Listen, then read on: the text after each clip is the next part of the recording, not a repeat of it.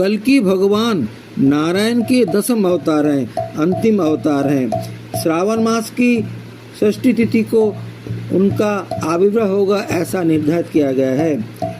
कलियुग के अंत में जब बुराइयां चरम पर होगी, बुराइयों का, अधर्म का नाश करने के लिए, असुरों, राक्षसों, दैत्य दानवों का नाश करने के लिए और धर्म की पुनर्स्थापना के लिए उनका आविर्भाव होगा।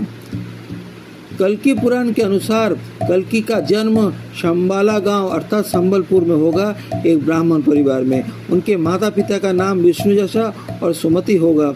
ये घटना कलयुग का अंतिम चरण होगा। उसके बाद पुनः सत्ययुग की स्थापना होगी और नारायण फिर मत्स्य अवतार लेंगे, वेद ब्राह्मणों का और सृष्टि की रक्षा करेंगे। ऐसा वर्णन मिलता है कि बड़े होकर कल्कि एक महान योद्धा बनेंगे। एक धधकती तलवार लेकर देवदत्त नामक दिव्य श्वेत अश्व पर सवार होंगे। उनके साथ बोलने वाला एक तोता होगा, एक शुभ पक्षी होगा जो भूत, वर्तमान और भविष्य का सब कुछ ज्ञाता होगा। इसके बाद ये दुष्ट राज्यों और असुरों, राक्षसों, दैत्य दानवों से लड़ने के लिए दुनिया भर का भ्रमण करेंगे और कल्कि के पास प्राणियों को नियंत्रित करने और उन्हें अधर्म करने से रोकने के लिए एक महायोगिक शक्तियाँ होंगी। इसके बाद धर्म की पुनर्स्थापना होगी और वो पुनः अपने निज धाम वैकुंठ लोक चले जाएंगे। व्रती इस दिन कल्कि अवतार के रूप में कल्कि या नारायण की सीधे मूर्ति की स्थापना करते हैं। कल्कि मूर्ति को पंचामृत से स्नान कराते हैं, पुष्प, दीप, धूप आदि अर्पण करते हैं, भोग अर्पण करते हैं। उनकी मूर्ति को 2 रूप में पूजा की जाती है। पहले रूप में तलवार लिए हुए श्वेत घोड़े पर वो सवार होते हैं। कभी कभी वो दुष्टों का संहार करते हुए भी दिखाई देते हैं। ये रूप उत्तर भारत में प्रचलित है। दूसरा रूप घोड़े के मुख के साथ सीधा खड़ा होकर दिखा जाता है, ये दक्षिण भारत में प्रचलित है।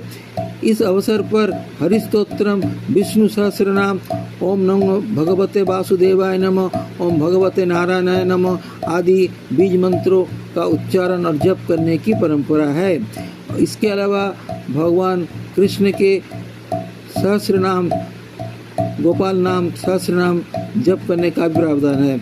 उपासक दान करते हैं ब्राह्मणों को और निर्धनों को।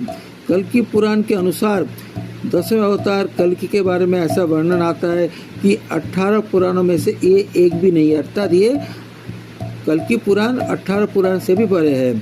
इसे उप पुराण या द्वितीय पुराण कहा जाता है, क्योंकि 18 पुराणों में से ये पुराण नहीं है, ये एक विशेष पुराण है। दशावतार विष्णु के 10 प्राथमिक अवतार हैं। ऐसा माना जाता है कि विष्णु ब्रह्मांडी व्यवस्था को पुनः स्थापित करने के लिए, धर्म की पुनर्स्थापना के लिए विभिन्न अवतार लेते हैं। मुख्यतः वो 10 अवतार है। इसके अलावा भगवान कपिल ने अपनी माता को कहा था कि भगवान विष्णु 24 अवतार लेते हैं, परंतु मुख्यतः ये 10 अवतार हैं। 10 अवतार में कुछ लोग कृष्ण को ही अवतार मानते हैं। वास्तव में क्या, कृष्ण के 10 अवतार हैं। कृष्ण तो अवतार ही हैं। तो इस तरह से जहाँ कृष्ण का नाम लेते हैं वहाँ बलराम का नाम होना चाहिए, केशवधृत हलधर रूप। और इसलिए कहा गया है कि भगवान कृष्ण के 10 अवतार हैं, नारायण के 10 अवतार हैं। नारायण का मूल धाम है वैकुंठ और कृष्ण का मूल धाम है गोलोक। बात में कोई फर्क नहीं है, गोलोक और वैकुंठ आम भक्तों के लिए बराबर है, क्योंकि जहाँ वैकुंठ है वहाँ कुंठा नहीं है, जहाँ पर गोलोक है वहाँ भगवान कृष्ण का निवास है। दोनों ही सिद्धांत सही है, परंतु कुल मिलाकर ये है कि भगवान विष्णु का ये 10वां अवतार अंतिम अवतार है। कलियुग का समापन होगा, दुष्टों का संहार होगा, धर्म की पुनर्स्थापना होगी, पुनः सत्ययुग की स्थापना होगी। केशवधृत कल्कि शरीर जय जगदीश हरे। केशवधृत कल्कि रूप जय जगदीश हरे। जय जगदीश हरे, जय जगदीश हरे, जय जगदीश हरे। हरे कृष्ण कृष्ण कृष्ण कृष्ण हरे हरे हरे राम